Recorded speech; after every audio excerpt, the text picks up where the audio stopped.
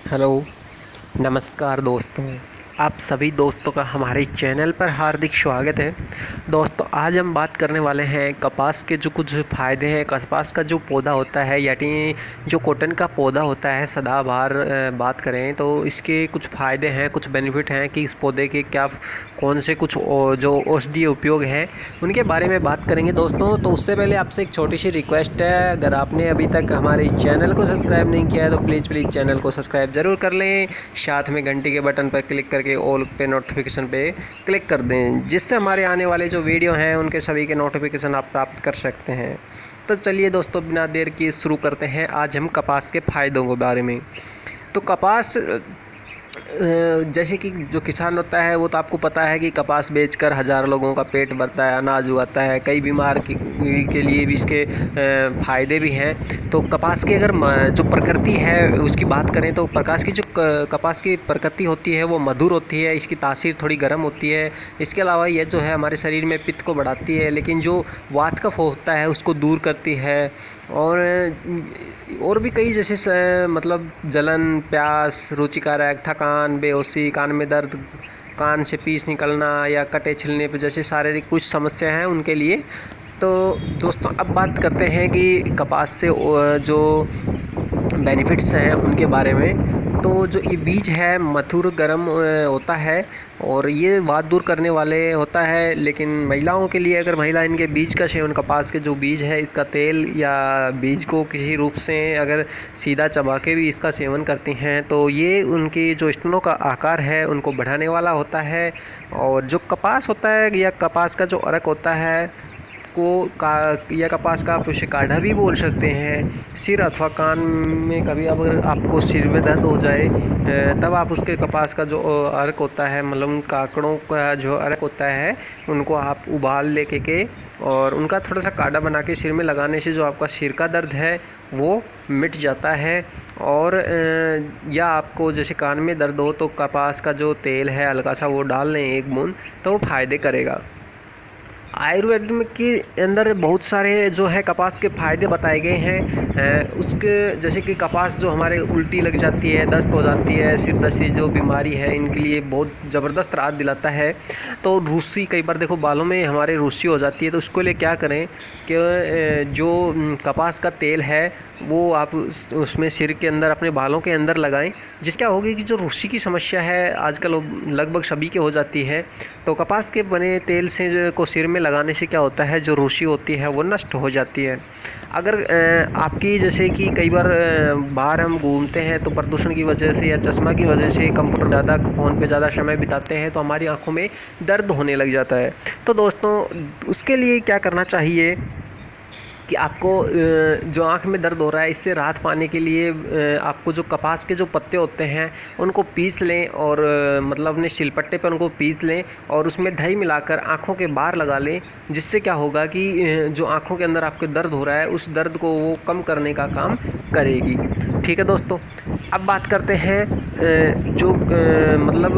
कई बार सर्दी की वजह से हो जाता है या हल्की वल्की चोट लग जाती है सिर के दाएं बाएं भाग में, तो कान में हमें दर्द होने लग जाता है। तो उस समय हमें जो कान का दर्द है उसमें कपास की जो पत्ते होते हैं, कपास का तेल आपके पास उपलब्ध है तो बहुत अच्छा है। कपास का तेल की कुछ बूंद, एक बूंद आप उस कान में डाल सकते हैं। अगर आपके पास कपास के तेल नहीं है, कपास का पादप खड़ा हुआ है, तो कपास के जो पादप है उसके पत्तों को पीस कर और जिस कान में दर्द हो रहा है उस कान में 1 या 2 बूंद डाल लें, इससे ज़्यादा अगर नहीं डालें। और जिससे क्या होगा कि जो कान के अंदर दर्द हो रहा है वो ख़त्म हो जाएगा। अब बात करते हैं खांसी के लिए। मौसम बदलने के साथ जैसे अब बरसात का मौसम चल रहा है और लगभग लोगों को सर्दी में भीजते ही जुकाम खांसी तुरंत बन जाती है और कोरोना का प्रकोप भी चल रहा है। तो दोस्तों, आपसे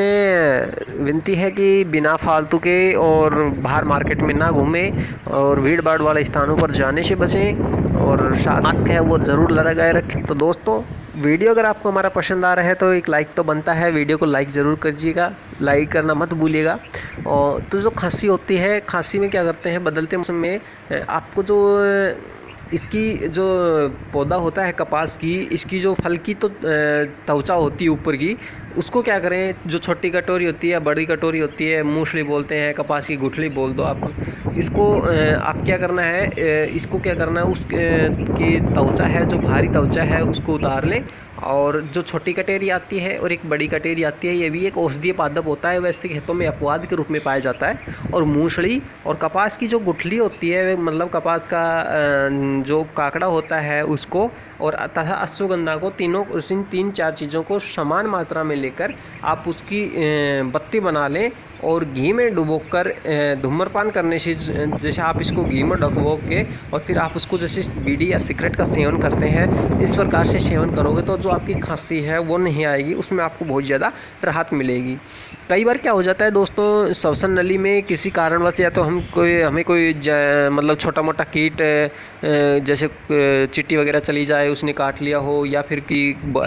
फूड पॉइजनिंग की वजह से जो हमारी श्वसन नली होती है उसमें सूजन आ जाती है। तो इसके लिए हमें क्या करना है, जो कपास का जो रस होता है उसके कपास के जो फल का जो रस होता है, मतलब जिसे हम टिंडा बोलते हैं, उसको पीस कर उसका जो रस होता है, उसको रस को आप उसका रस का थोड़ा सा सेवन कर लें, 1 छोटा चम्मच। तो इससे क्या होगा कि जो आपकी श्वसन नलिका में जो सूजन आई हुई है वो कम हो जाएगी। ठीक है, अब बात करते हैं, कई बार आपको कोई आप दवाई वगैरह, मेडिसिन वगैरह यूज करते हैं किसी बीमारी की वजह से, तो आपको लगातार क्या होता है कि साइड इफ़ेक्ट होने के कारण बार बार प्यास लगती है, शरीर के अंदर पानी की कमी आती है, इसलिए बार बार पानी पीते हो। तो आपको क्या करना है कि जो कपास का फल है उसको, अब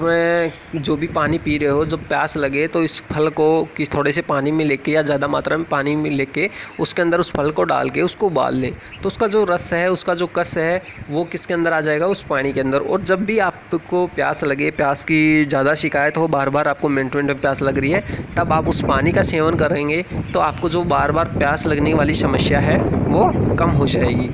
अब